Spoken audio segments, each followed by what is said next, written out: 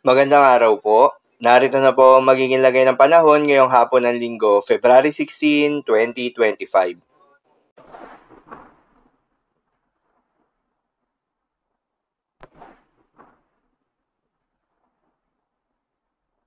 Sa kasalukuyan at ayon sa pag-asa, shear line o yung salubungan ng malamig na hangin at mainit na hangin ang nakakaapekto pa rin sa may extreme northern Luzon.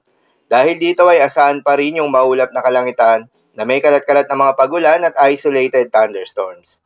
Intertropical Convergence Zone naman o ITCZ ang nakakaapekto sa may southern Mindanao dahil dito ay asahan yung maulap na kalangitan na may kalat-kalat na mga pagulan at thunderstorms. Habang yung easterlies o yung mainit na hangin galing sa may silangan ang nakakaapekto naman sa nalalabing bahagi pa ng ating bansa. Dahil dito ay asahan naman yung bahagya hanggang sa maulap na kalangitan na may kalat-kalat na mga pagulan at thunderstorms.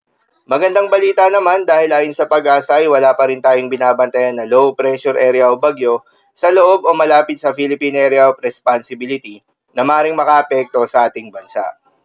At dahil nga sa epekto nitong shear line, asahan ngayong araw sa Batanes at Babuyan Islands ang maulap na kalangitan na may kalat-kalat na mga pagulan at isolated thunderstorms.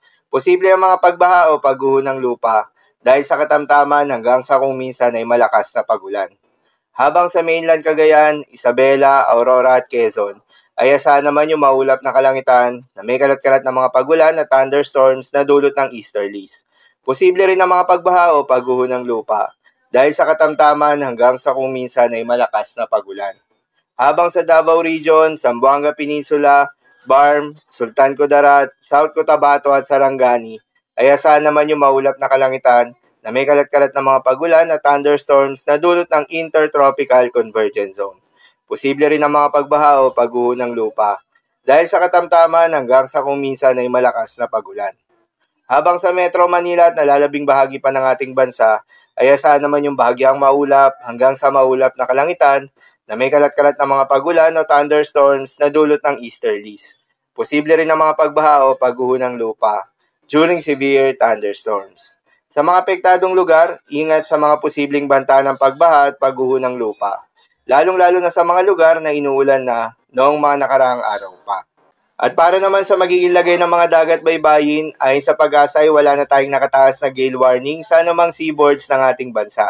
Kaya naman malayang makakapamalaot yung mga kababayan nating mangingisda at yung may mga maliliit na sasakyang pandagat dahil inaasahan yung banayad hanggang sa katamtaman ng mga pag-alon. Ngunit iba yung pag-iingat pa rin, lalo na kung meron tayong offshore thunderstorms activity, asahan yung paglakas ng hangin at kaakibat nito ay pagtaas rin ng mga pag-alon. So, yun lamang po para sa lagay ng panahon ngayong hapon ng Linggo. Keep safe everyone.